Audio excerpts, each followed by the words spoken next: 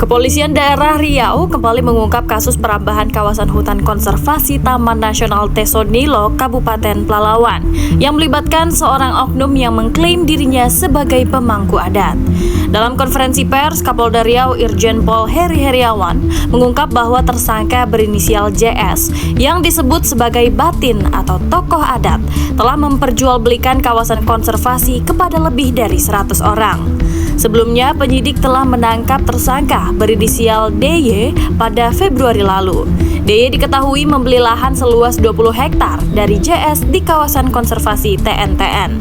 Namun setelah dilakukan pemeriksaan oleh para ahli kehutanan, klaim tersebut tidak memiliki dasar hukum dan tidak tercatat dalam kawasan adat resmi. Taman Nasional Tesonilo merupakan habitat penting bagi satwa langka seperti gajah Sumatera. Di kawasan inilah hidup gajah-gajah seperti Domang dan Tari beserta keluarganya.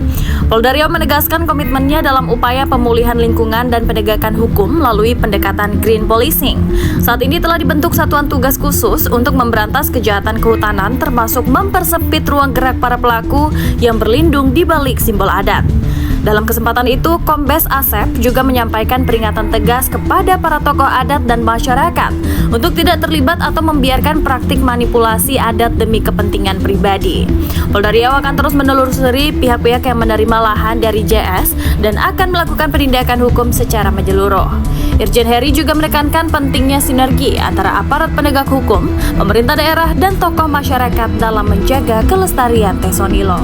Konflik agraria, konflik lahan yang terjadi di Kabupaten Siak, sudah ada 4 atau 5 tersangka.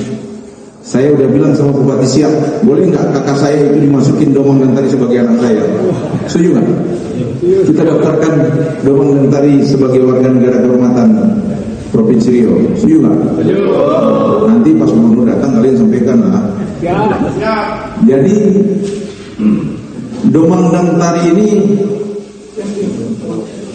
tidak bisa membaca puisi, menyampaikan satir, tidak bisa menyampaikan pantun, menyampaikan apa yang dirasakan, tidak bisa membuat petisi terhadap ketidakadilan yang mereka terima, tidak mempunyai toa, tidak mempunyai pengeras suara untuk menyampaikan ketidakadilan.